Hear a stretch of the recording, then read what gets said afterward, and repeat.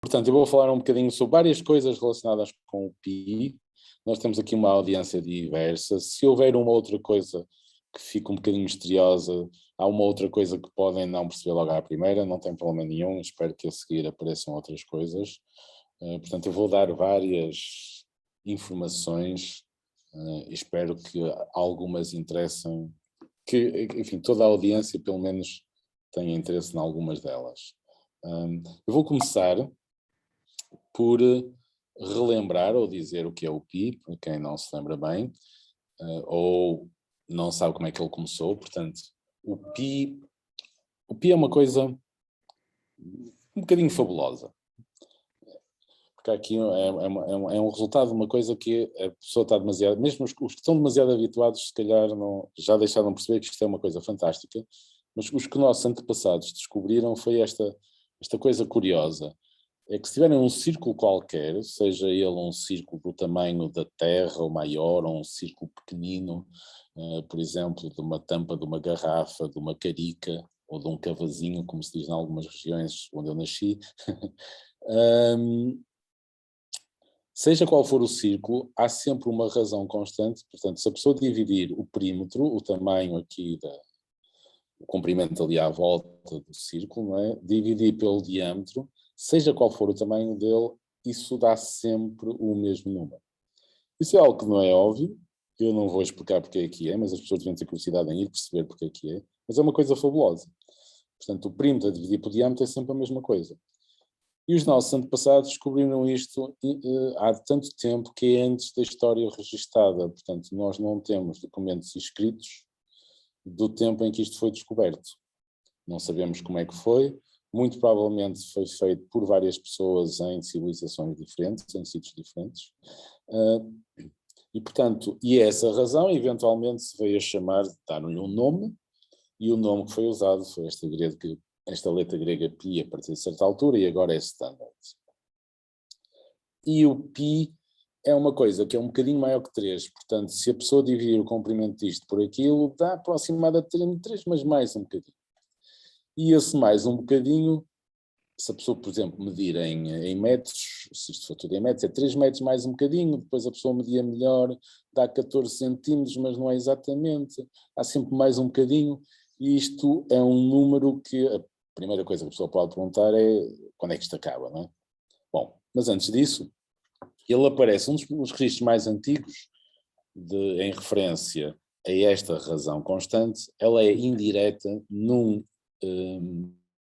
problema que aparece num dos papiros mais antigos que falam da matemática, que é o papiro de Rinde, que foi escrito mais ou menos naquela altura, portanto no ano menos 1850, e no meio de um exercício é usado para calcular a área de um círculo este número, 16 nonos ao quadrado, que dá uma aproximação que não é muito boa, mas não é claro que o escritor não soubesse que fosse melhor. Isto pode ser uma aproximação dada porque o objetivo desse papiro é um papiro que era usado para ensinar novos escribas sobre trabalho com números racionais e áreas e etc. Portanto, digamos, é um documento, isto pode ser uma aproximação para fins de ensino, não se sabe bem. Na Babilónia, um pouco depois, aparece também num outro documento, a meio de um exercício, esta aproximação. Na Índia, agora no século -4, aparece também num documento escrito que sobrou até nós, do século -4, esta aproximação, portanto, a trabalhar com círculos. O Arquimedes, um dos maiores matemáticos de sempre, e certamente o maior do período grego que conhecemos, deu aquela estimativa que o π, portanto, aquela razão está entre 22 sétimos e 223,71 avos. Estes números podem parecer-me esquisitos, onde é que ele foi buscar isto? A ideia é relativamente simples, se bem que a execução técnica não é assim tão simples, que é considerar polígonos regulares inscritos aqui dentro, aproximando o círculo, e polígonos, portanto, por fora, não é? Uns inscritos e outros circunscritos à circunferência, e fazer estas estimativas.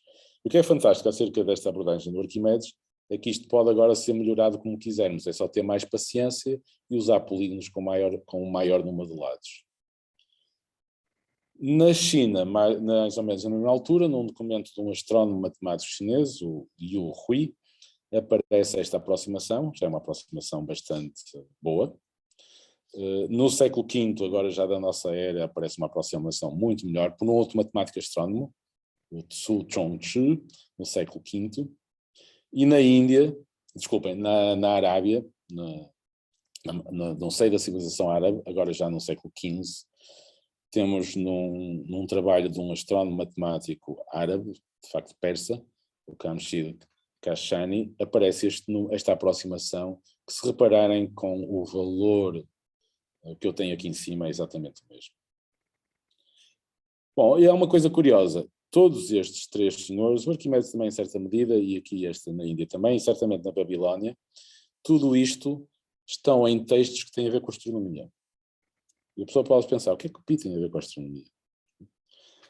Bom, e o que acontece é um bocadinho direito. Eu não sei se as pessoas sabem, mas o céu dos nossos antepassados era muito mais bonito que o céu que temos hoje em dia por causa da poluição luminosa das cidades. E o céu tem inúmeras estrelas. Numa cidade como o Porto, nós vemos para aí 5 estrelas, mas há muito mais que 5.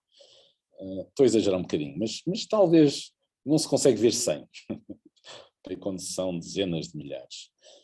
E os nossos antepassados repararam uma coisa curiosa, é que ao longo da noite, as estrelas rodam no céu, aparentemente, e todas em conjunto, exceto 7 objetos. E daí toda a mística do número 7, e por termos 7 dias da semana e essa coisa toda. E essas 7 são o Sol, que obviamente durante o dia não está quieto, a Lua, e depois Mercúrio, Vênus, Marte, Júpiter e Saturno, que são os únicos visíveis a olho nu. E o que temos aqui... e depois o que eles observaram é que, relativamente àquele pano de fundo das estrelas que se movem em conjunto, há uns pontos luminosos que andam ali a fazer uma dança de uns dias para os outros. E chamaram isso planetas, que vem do grego chamado vagabundos, porque eles andam ali a vagabundear no céu. E o que nós temos aqui é uma fotografia de longas, portanto é a sobreposição de várias fotografias tiradas durante cerca de um ano aqui, a 2 planetas, Saturno e Marte. Pensando um bocadinho, não é difícil descobrir qual é qual, mas eu revelo rapidamente o segredo. Este é Marte, que faz aqui, estão a ver, faz um zigue-zague, aqui ao longo destes meses todos, e aqui é Saturno. E o que os nossos antepassados perceberam é que a localização destes planetas e das estrelas ajudam a prever quando é que vem a primavera, o inverno, o outono, e prever um bocadinho das estações. E isso tornou-se muito importante para o planeamento da agricultura, por exemplo. Então as pessoas tentaram perceber o que é que se passava e fazer imagens do céu. Fazer imagens do que é que estaria por trás disso.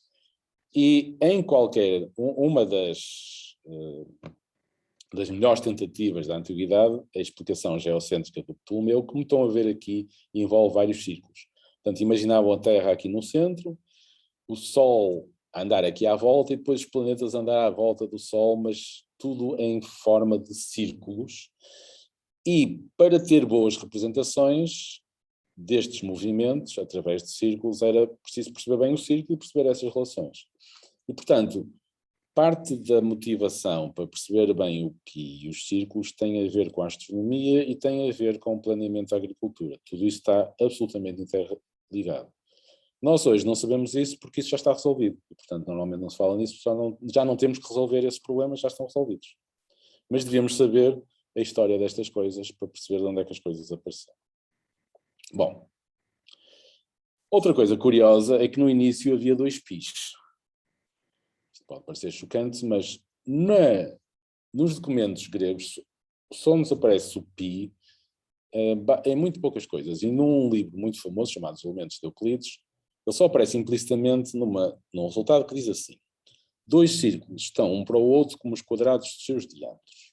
Ok? Não se assustem, vou explicar esta linguagem esquisita. O que é que significa 2 círculos estão um para o outro como os quadrados dos seus diâmetros?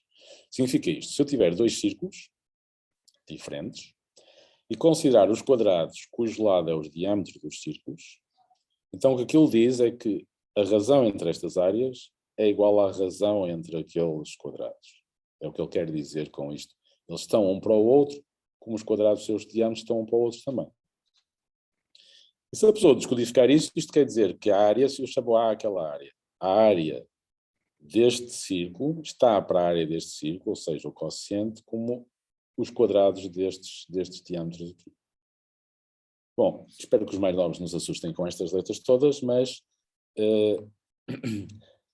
eu só quero aqui uma certa conclusão. É que, bom, primeiro é fácil. O diâmetro é 2 vezes o raio.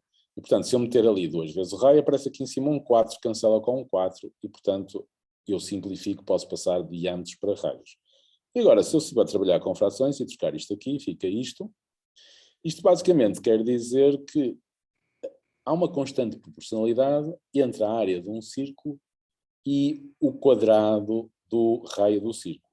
E, portanto, essa constante eu poderia chamar π. Reparem, não é óbvio que seja a outra, porque a outra era o comprimento do perímetro a dividir pelo comprimento do diâmetro. Esta é a área do círculo a dividir pela área de um certo quadrado. Porque é que hão de ser a mesma coisa? Imagino eu que não é nada óbvio. E não foi durante bastante tempo, até que o Sr. Arquimedes descobriu uma coisa também curiosa, que está escrita num livro chamado A Medida do Círculo, em que ele diz o seguinte, que a área de um qualquer círculo é igual à área de um triângulo retângulo, é mais fácil explicar com uma figura. Portanto, a área do círculo é igual à área de um triângulo retângulo, em que um lado é o perímetro do círculo e o outro lado é o raio do círculo. Ele descobriu esta coisa fabulosa, também não é nada óbvio, ok? E ele percebeu porque é que era verdade. Eu não vou explicar porque é que é verdade, só quero dar aqui as ideias. Mas, portanto, usando o primeiro π, nós sabemos que este perímetro a dividir pelo diâmetro, depois R dá o π original, digamos. E agora, se é calcular a área de um triângulo. A área de um triângulo é base vezes a altura sobre 2. Por outro lado, a área, há aquela constante de proporcionalidade que eu falei há um bocadinho, e a área a dividir pelo R ao quadrado dá o tal segundo π. Bom, mas é só agora usar o facto de que a área do triângulo é 1/2 de R vezes P, por aqui aquele P, e eu descubro que aqueles dois π's são o mesmo. Portanto, que os π's são o mesmo resulta desta descoberta do Arquimedes. Ou seja, o π tanto é a razão de proporcionalidade entre o perímetro e o diâmetro, como entre a área do círculo e a área sobre o quadrado. Então, só para dar uma ideia de que o π logo aqui aparece de duas maneiras diferentes, relacionando duas coisas diferentes.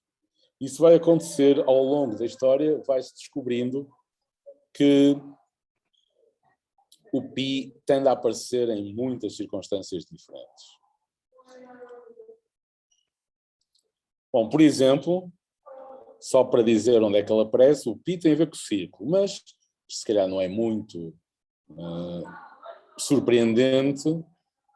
O volume da esfera tem a ver com o π, a área da superfície da esfera tem a ver com o π. Mais curioso é que o π aparece, eu aqui não vou dizer como, mas quando a pessoa analisa os movimentos de uma corda vibrante, por exemplo, a corda de um instrumento musical, está-se a ouvir muito ruído de fundo, que deve estar, ou não? Não, ouvem-se assim umas vozzitas, mas não acho mas que... aqui está ao longe, ok. Sim, eu sim. ouço com mais intensidade. Tá bom. Portanto, quando se faz o estudo do movimento de uma corda vibrante, uma corda a vibrar, aparece o π lá. E isto é muito importante em análise de, por exemplo, de frequências e de ondas e tudo que tem a ver com transmissões via rádio, etc. O π está lá por causa destas coisas que têm a ver com estes movimentos. O π aparece de uma fórmula, esta aqui é uma coisa mais sofisticada, mas tem a ver com comportamento no mundo subatómico, uma coisa que se chama o princípio da incerteza de Heisenberg, que é esta coisa que eu não vou explicar, aliás eu próprio não sei bem o que isto é, mas aparece lá o π. Okay? No período de um pêndulo, portanto, se a pessoa tiver um pêndulo, o período dele, ou seja, o tempo que ele demora desde aqui até voltar ao mesmo sítio, tem a ver, o L é o comprimento do pêndulo, da corda do pêndulo, e o G é a aceleração da gravidade. Lá está outra vez o π. Mais surpreendentemente, se a pessoa em mecânica, em engenharia mecânica, se a pessoa quiser saber qual é o peso máximo, chamado peso crítico, que uma certa barra aguenta até quebrar e dobrar-se, isso tem a ver com certas características da barra, claro que estão aqui algures, tem a ver com material, portanto há aqui várias coisas, este é o comprimento da barra, este KPI, não sei bem o que é, mas tem a ver com propriedades de material, mas mais uma vez, lá está o π. Portanto, o π tem esta particularidade de estar em muitos, muitos sítios. Ele tem outras coisas muito curiosas que eu vou tentar explicar. Ele diz que é um número que é irracional e transcendente. Eu vou tentar explicar estas palavras, só para quem quiser ser mais curioso. O irracional é muito fácil. O racional não tem nada a ver com não ser racional no sentido de pensamento, mas tem a ver com razão. Portanto, um número diz irracional quando ele não se pode escrever como uma fração, como uma razão, ou seja, um quociente de dois números inteiros. E um senhor, isto é bastante difícil, não é? Eu não aconselho ninguém a fazer isto em casa sozinho. O Johann Lambert mostrou em 1761 que o π é racional. Ou seja, isto quer dizer que eu nunca consigo escrever o π como uma fração. Eu consigo aproximá-lo, por exemplo. Ele é mais ou menos 22 sétimos. Esta é melhor, aquela é melhor, aquela é melhor. Mas não há, o que ele mostrou é que por mais que as pessoas tentem, nunca irão conseguir arranjar uma fração que dê o π porque simplesmente ela não existe. Provar que uma coisa não existe é uma coisa que tem que ser um bocadinho ardiloso, mas é possível. Por exemplo, esta fração dá o π com extrema aproximação, mas nunca é o π, daí aqueles aproximadamente igual. Portanto, isto aqui é o valor do π, estes algarismos são exatos e aquela fração está certa até aqui. Depois é diferente. Eu consigo melhor, mas nunca consigo perfeito. Agora vou explicar o que é transcendente, ok? Não se assusta. Se não perceber nesta parte, não interessa. Claro que vem a seguir. Mas quem quiser perceber, o número diz-se, vou tentar o melhor que posso e sei. Portanto, o número diz-se algébrico se ele for raiz de um polinómio de coeficientes racionais. O que é que esta coisa quer dizer? Um exemplo muito simples. Um polinómio de coeficientes racionais é uma coisa assim. Pode ter mais x ou cubo, etc. Mas, por exemplo, o raiz quadrada de 2, que eu acho que já todos conhecem, é um número algébrico que, se eu meter ali dentro, está a zero. Portanto, há um polinómio do qual ele é raiz. Por exemplo, isto não é óbvio, mas um número algébrico tem sempre normal... Quer dizer, não é verdade o que eu estou a dizer, mas estes números com este aspecto horrível, mas todos os números que vocês conseguiam construir, com raízes, divisões, somas, subtrações, multiplicações, ok? Raízes, por exemplo, aqui, uma coisa horrível, raiz... nem sei ler isto. Raiz de índice 11 de 2019, ok? Todos os números que vocês conseguiam escrever assim são todos algébricos. Ou seja, há um polinómio de qual elas são raízes. E há um resultado surpreendente. Primeiro, há números que não são assim. Há números que não são algébricos, ou seja, não há nenhum polinómio com coeficientes racionais qual seja a raiz. Dito de uma maneira que não é equivalente, mas é verdade. Portanto, vocês não conseguem escrever estes números com raízes, somas, divisões, multiplicações, portanto, com as operações elementares mais a extração de raízes a partir de números inteiros, não conseguem escrever. E houve um senhor chamado, com aquele nome comprido, senhor alemão, Lindemann, que em 1972, já foi há uns anitos, mostrou que o π é transcendente. Portanto, que não há nenhum polinómio que o captura. Por isso é que é um bocadinho misterioso. Portanto, ele não é apanhado por frações, ele não é apanhado por polinómios. Okay? Ele não se deixa apanhar. É um número muito fugitivo. E o que torna um bocadinho misterioso, como é que nós conseguimos exprimir o π? Portanto, nós não conseguimos exprimir o π com frações, mesmo com estas coisas complicadas não o conseguimos exprimir. Então como é que fazemos? Bom, antes disso, o facto de ele não ser racional, não ser escrito como frações, significa que, primeiro, ele tem uma dízima que nunca acaba. Pior ainda, o facto de ele ser irracional significa que esta dízima nunca é uma dízima, como é que eu ia dizer, assim, monótona, aborrecida. Ou seja, uma coisa que tivesse um bloco, depois esse bloco estivesse sempre a repetir. Não, ele tem sempre coisas novas. Porque a pessoa mostra que um número que é irracional nunca se pode ter um bocado que, a partir dessa altura, o número é constituído, a dízima, pela repetição desse bocado. Ou seja, ele está sempre a variar Dito de outra maneira, ele está sempre a surpreender. Então, como é que nós o podemos escrever? Escrevemos de uma maneira bastante engenhosa, com expressões que eu vou tentar explicar o que é que elas dizem, mas elas estão aqui mais pelo sentido estético. Mesmo sem saber o que aquilo diz, eu acho que aquilo é bonito. Tem qualquer coisa de bonito. Okay? O que é que isto significa? Significa que se pegarem neste número, multiplicarem por aquele, e agora estou a imaginar o seguinte, seria pôr mais um raiz 2, mais umas raízes, tem um certo padrão, e se forem sempre multiplicando por estas coisas, isso vai-se aproximando de 2 sobre π, e vai-se aproximando tanto quanto se queira, ou seja, a diferença vai ficando tão pequenina. Okay? Nunca chega lá, mas vai-se aproximando. Portanto, nós não conseguimos capturar o π com expressões finitas, mas conseguimos com expressões infinitas. Por exemplo, a outra, se multiplicarem estas frações, se forem multiplicando, claro que não podemos multiplicar todas, que é infinito, mas isso quer dizer, se multiplicarem 1000 destas, vão ter um número que está muito perto de π sobre 2. Se multiplicar 1 milhão dessas, então está ainda mais perto, ok? E esta igualdade significa que estes números vão multiplicando, e ele vai se aproximando, tanto quanto se queira de π sobre 2. E agora vou mostrar outras que são no mesmo estilo, mas que eu acho que são extraordinariamente bonitas.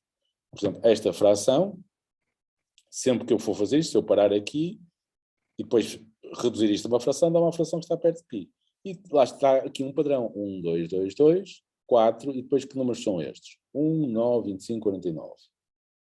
Quem é familiar com números e tal, pode demorar um bocadinho a reconhecer, mas aqui temos o 1, o 3 ao quadrado, o 5 ao quadrado, o 7 ao quadrado, portanto são os quadrados dos números ímpares. Okay? Como é que se descobre isto? É uma outra história que daria outra palestra, mas para já só apreciar a beleza disto. Por exemplo, se eu somar alternadamente, somar e subtrair os inversos das frações dos ímpares, 1, 1/3, 1/5, etc., obtenho uma expressão que vai se aproximando, e tanto quanto eu queira, de π quartos. Mais umas. Se eu somar os inversos dos quadrados, vou-me aproximar de π quadrado sobre 6. Se somar os inversos das potências quartas, π sobre 4 sobre 90. Portanto, π aparece em todo lado. Uma expressão horrível, mas fantástica, de um senhor chamado Ramanujan. Aqui eu tenho que explicar o que é que isto é. Esta soma que está aqui é só um símbolo para abreviar aquele mais. Portanto, isto seria estas coisas, mais, em que aquele n vai percorrendo 0, 1, 2, 3, etc. É uma expressão tenebrosa, mas que é fantástica, porque cada termo, cada fraçãozinha dá logo 8 algarismos significativos do π. Isto é uma coisa descoberta por este senhor, Ramanujan, que ele descobria estas coisas, ele próprio não sabia explicar como. Portanto, ele trabalhou com números desde muito cedo e via estas relações e relações entre estas coisas rapidamente. Mas é uma coisa fabulosa. Uma outra deste aspecto é esta, que é esta expressão que está aqui, portanto, são somas destas coisas em que a pessoa soma até uma certa altura e obtém grandes aproximações do π. Por exemplo, os computadores hoje, para obter muitos dígitos de π, usam expressões como estas. Ok? Bom, outra coisa que eu gostava de explicar, que é, eu gostava de vos falar de um mistério, uma coisa sobre o π que nós ainda não sabemos. E é a seguinte, esta vai ter que ser um bocadinho mais devagar, não é nada transcendente, mas o que é que são números normais? Bom, um número diz simplesmente normal, se calhar é melhor dar aqui este exemplo. Não, desculpem. Um número diz simplesmente normal numa base, por exemplo, pensem na base 10, que é a base em que nós escrevemos. Eu não sei se sabem, mas os computadores, internamente, os números são representados numa outra base, na base binária, em que este B é 2. Portanto, os nossos Bs favoritos são o 2 para os computadores e o 10 com que nós usamos no dia a dia. Mas pode ser outros qualquer. Há uma maneira de escrever números. E um número, uma dízima diz simplesmente normal, se os algarismos aparecerem com igual frequência, ou seja, haver tanto uns como zeros, como 2, como 3, como 4, como 5, como 6, como 7, como 8 ou 9. Okay? Eu vou saltar aquilo, mas eu não sei se sabem, eu aqui fazer um parênteses, normalmente as pessoas não sabem isto, é que há certos números reais que têm duas expressões. E, por exemplo, eu sei de experiência própria que muita gente fica chocada quando eu digo que 1 é igual a 0,999999999, a ideia é que este 9 nunca acaba. E, portanto, o 1 tem uma representação infinita. Muita gente fica chocada com isto, porque está habituada a que a representação seja única e nunca ninguém lhes disse explicitamente que não é. Mas uma maneira de tornar isto claro é que ninguém que eu tenho encontrado se chateia com o facto de um terço ser 0,333. Aparentemente ninguém se chateia com este e chateiam-se com aquele. Eu já tive pessoas mesmo chateadas comigo por eu dizer aquilo, ok? Mas se a pessoa pegar num terço 0,33 e multiplicar ambos os lados por 3, né, se multiplicar um terço por 3 tem 1, e se multiplicar 0,333 por 3 tem 0,9999. Normalmente as pessoas continuam a ficar chocadas, mas começam a perceber que se calhar eu tenho razão. Ok? Eu vou saltar esta parte, mas, por exemplo, este número que está aqui, estão a ver, se eu construir este número artificialmente, o 0,0123456789, este número, por construção, vai ter, assintoticamente, tantos zeros quanto uns, quanto dois, quanto três, quantos, etc., novos. Ok? Portanto, ele é normal, simplesmente normal. Já agora este número seria esta fração. Agora, um número normal é um número, aquele é simplesmente normal, em que não só todos os dígitos aparecem com igual frequência, mas todas as combinações aparecem com igual frequência. Ou seja, haver aqui tantos 11 como 2021, percebes? Todos os grupos de dígitos aparecerem com igual frequência. Parece uma coisa extremamente difícil de acontecer. Portanto, aparecer, a pessoa pensa numa sequência de números quaisquer, por exemplo, 2021. E olha para o número e há tantos 2021 como 3511, ou seja, outra coisa qualquer. E o número diz-se, portanto, absolutamente normal quando é normal em qualquer base. E houve um senhor que descobriu uma coisa estranha. Está com som? Está com som, sim. Mete o som máximo. Eu acho que alguém está a testar o som. Não, ninguém me está a fazer uma pergunta, certo? Não, acho que era mesmo que só qualquer coisa ali com o som. É qualquer coisa com som. Bom, e há houve um senhor francês no início do século XX que mostrou que quase todos os números são normais. Por isso é que eles chamam normais. Que é uma coisa estranha. Mas há esta questão em aberto de saber se o pi é ou não normal. Será que o pi é normal? E houve um senhor japonês que em 2002 verificou a distribuição de algarismos nos primeiros 800 mil milhões de algarismos do pi e encontrou isto. O número algarismo, o zero, aparece naqueles 800 mil milhões, este é o número de zeros, este é o número de uns, este é o número de dois, etc. Estão a ver? Está muito, muito próximo. Portanto, nós desconfiamos fortemente que, isto é o que eu estava a dizer, quase todos os números são normais, e que o pi deve ser normal, mas não sabemos. Não sabemos se ele é absolutamente normal, não sabemos se é normal em alguma base, se é simplesmente normal em base 10. São coisas que ninguém sabe. E, portanto, o pi tem aqui, em matemática, questões sobre o pi que já foram levantadas há muito tempo, desde 1900, mais ou menos, e que ninguém ainda conseguiu resolver. Claro que a própria questão é difícil, eu espero ter só dado assim uma ideia genérica do que é que é. Ok. Portanto, a pessoa nem sequer, sobre o pi, ainda é mais embaraçante, nós não sabemos se o pi aparece com um número infinito de zeros, ou um número infinito de uns.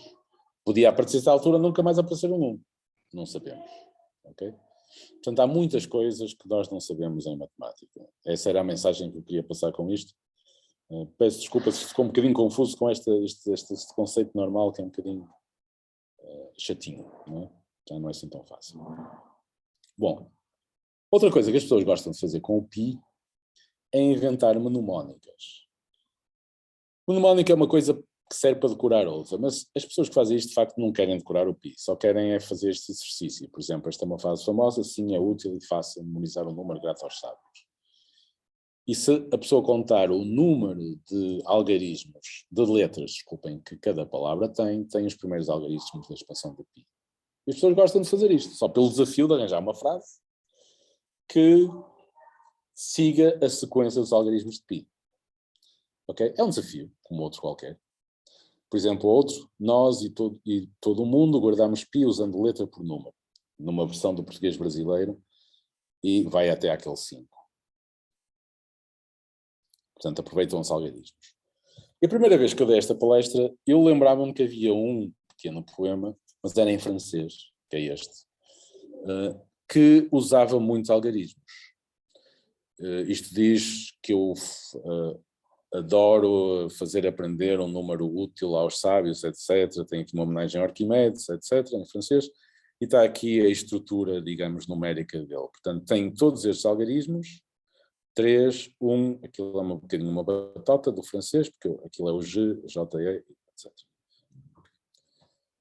E tem 31 algarismos, e quando eu comparei, eu vi que ia até aquele 9, quando comparei com a dízima, vai àquela 9, e quando eu preparei essa palestra pensei, que pena não terem usado o 5. O 0 é natural que a pessoa pare ali no 0. Mas desperdiçar o 5 parece-me um desperdício grande, não é? E depois eu pensei, bom, eu ia dar uma palestra a alunos que não tiveram francês, como a maior parte dos alunos hoje em dia tem. Na nossa geração nós tínhamos francês em vez de inglês, agora trocou. E, portanto, levar isto para alunos que não sabem francês parece-me triste, então decidi brincar um bocadinho. E fiz uma em português, aproveitando aquele 5. E foi isto que me saiu. Não era nada brilhante, mas tem ela, a doce e jovial senhorita, no jardim ouviam uns belos pássaros coloridos, de veras tutores, que lá iam cantando para alívio da pesada lida sem fim, tremenda dor do destino impiedoso final. Confesso que fiquei muito satisfeito de conseguir fazer isto.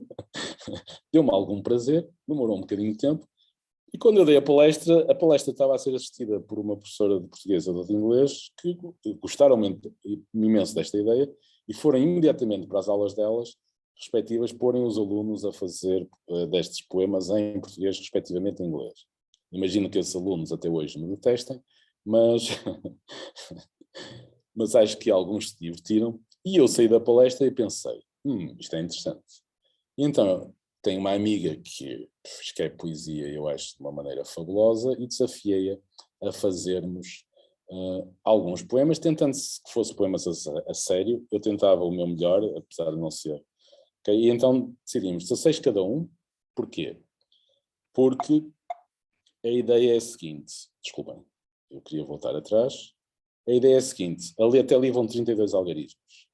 Portanto, a minha ideia foi fazer 32 poemas, todos eles satisfazendo isto, e portanto distribuímos a tarefa, desculpem, voltei aqui, 16 cada um. Este é um deles, só para dar um exemplo, tem a lenda, chama-se Lenda, é o primeiro que aparece no livro, que era o poço, amor encantado às noites lobas, era acaso, silêncio abundante, orvalho emboscado, ali é ela sublimar cios para ver as brumas, coar luz, céu, mansidão que no deleite inebriava sedes. E confesso que eu achei muita piada que se consegue falar de muitas coisas com estas restrições. Por exemplo, o pescador viu o luar, o barco vacilante da janela, vidas nas águas salgadas, alvoradas aflitas, agoniadas, eco de mar desumano, umas nuvens de oceano, além sem fim, ventania sem dó, maresia, esperança vazia. E, portanto, temos ali 32 destas coisas, foi um desafio muito interessante escrever. Não são coisas como podem reparar sobre o Pi. A ideia era fazer coisas sobre coisas em que o Pi estivesse lá escondido na estrutura numérica. E eu gostava aqui de aconselhar toda a gente a tentar, pode não ser isto, mas se acharem piada esta coisa, tentar fazer isto ou tentarem fazer coisas assim. Porque a pessoa pode pensar, porquê é que eu hei de fazer isto? Eu já sabia mais ou menos, mas consegui ainda, acho que, clarificar quando fiz isto. Porque eu, ao fazer isto, aprendi muitas coisas. Aprendi palavras que eu não sabia, porque eu ali sou obrigado a pôr uma palavra com 9 letras. Okay? E eu quero dizer uma coisa, portanto, normalmente o que acontecia é, eu queria dizer uma coisa, mas agora a estrutura obriga-me a eu dizer estas coisas com palavras que são forçadas. E a pessoa pode dizer, mas porquê é que eu não hei de escolher a palavra? Não, porque isso vai-te fazer descobrir palavras novas que antes não sabia, e ao fazer isso aconteceu uma coisa engraçada. Muitas vezes eu escrevia umas destas coisas, que é o que eu queria dizer, e quando o Pi me forçava a escolher palavras, no fim ficava uma coisa muito melhor do que aquela que eu teria escrito se não tivesse feito isso. E isso é uma coisa muito interessante. Mesmo muito interessante. Bom, e eu gostava de terminar com agora uma outra coisa. Voltando ao facto do Pi poder lá ter todos os algarismos, o Atrator, que é uma associação de divulgação de matemática, tem um applet que ajuda a procurar se a pessoa está ou não no Pi. E eu descobri que eu estou no Pi. A minha data de aniversário é aquela, se um dia me quiserem mandar um presente, já sabe. A minha data de aniversário é aquela e eu posso ver onde é que aparece pela primeira vez. E eu vou já mostrar, essa aplicação, permite descobrir qual é a primeira ocorrência da data de nascimento, ou o número que quiserem qualquer, na dízima do pi. Ora, vamos lá ver se está lá o dia 2, por exemplo. Vamos ver que esta applet, ele vai abrir. Portanto, podem ir ao site do Atrator, escreve-se Attractor, depois de descobrirem o pi vão ter esta página. Tem aqui pesquisa de números em pi. Vamos pôr um valor, eu vou pôr a data 2, ora hoje são 29, não é? 29/10/2021. Faço pesquisar. Ele diz, a primeira ocorrência de 29/10/2021 foi encontrada nesta posição do pi. Está ali. Claro que está aqui para antes e depois. E agora podemos produzir um postal. Confesso que estes fundos não são... temos que escolher fundos mais bonitos. Mas este é um que eu acho ok. Submeter. E aparece aqui um postal em que aparece essa parte do pi. O pi, claro, começa muito antes. E está aqui alguns a data 2 e ele diz onde é que está a data 2 no pi. E, portanto, agora poderão ver se vocês estão no pi, se a vossa data de aniversário, se o vosso número de telemóvel, seja o que for, onde é que está no pi, e se o pi for normal, ele tem que estar no pi uma infinidade de vezes até. Este programazinho encontra a primeira vez, claro, limitado aos primeiros, aqueles números. Isto só pesquisa nos primeiros, eu não sei se é de ler este número, 2.147.483.000 algarismos. São alguns, mas não está lá tudo, ok? Mas dá muito para as vossas datas de aniversário devem estar lá. Bom, agradeço muito a vossa atenção. Espero que tenham tirado alguma coisa desta palestra. Se tiverem algumas dúvidas, digam. Tenho aqui alguns apontadores para coisas se quiserem saber mais. Muitíssimo obrigado a todos. E se tiverem perguntas, digam. Muito obrigada, António. É isso mesmo. Não sei se alguém tem alguma pergunta que queira colocar. Eu espero não ter assustado a audiência. Penso eu, Lucília, não é esta, a gravação desta sessão vai ficar disponível no site da feira. Podemos retomá-la, voltar a ver alguns aspectos e explorar mais e tentar escrever frases, poesias, mensagens com o pi lá escondido, e acho que foi muito interessante e muito desafiante também. Queria agradecer mais uma vez a presença de todos. António, podes deixar de compartilhar a tela para eu ver as caras? Sim, com certeza. Ok, obrigada. Pronto, assim mesmo para nos podermos despedir, ainda que não estejam as caras todas, mas estão os nomes das escolas e de alguns professores e professoras. Obrigada à Sandra, está-nos a fazer inveja com o calorzinho de Luanda. Pois está. Nós aqui já a Carlos, mas é assim mesmo, e ainda bem que esta modalidade online nos permite esta aproximação também. E pronto, não podemos estar assim juntinhos, presencialmente, a dar abraços, mas podemos ver-nos e podemos partilhar estes momentos também a maior distância. Obrigada pela presença de todos. Há aqui algumas mensagens no bate-papo, mas são de agradecimento, certamente, e eu reitero esse agradecimento a todos e ao António de uma maneira muito particular. Para aqueles que estão na região de Lisboa, que podem amanhã aproveitar o bom tempo para ir até Lisboa, haverá o dia de sessão ainda aberto ao público em geral da Feira da Matemática, nas instalações do Museu da Ciência, na Rua da Escola Politécnica.